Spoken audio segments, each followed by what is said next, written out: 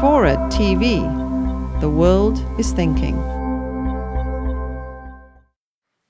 And then in 1995, I volunteered to go to Sarajevo at the height of the Bosnian War. I believed that as a foreign reporter, it's where I had a moral duty to be.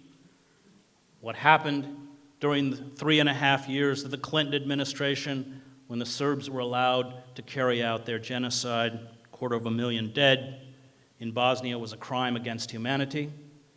One of the great acts of moral courage I saw at the start of that war came from Elie Wiesel, who stood up at the Holocaust Museum, at the dedication of the Holocaust Museum, in front of then President-elect Bill Clinton, and spoke about Bosnia.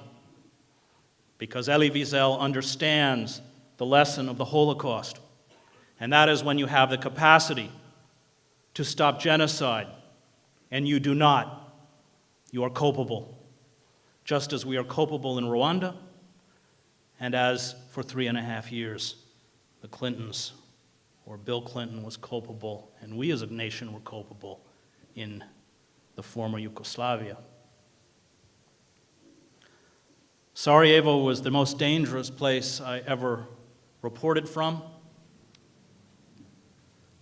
2,000 shells a day in an area twice the size of Central Park.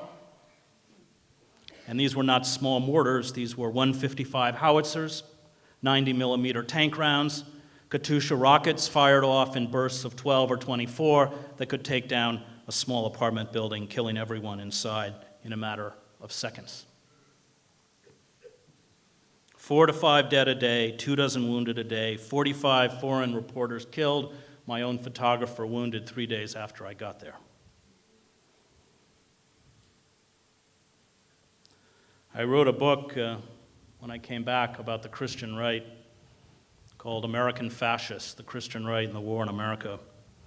And one of the engines of my anger towards that movement is the notion that God intervenes to protect me. As if I survived the war in Sarajevo because of some intrinsic worth that a small child does not have. I survived the war because I had an armored vehicle that cost $100,000, $5,000 worth of body armor, and a bodyguard.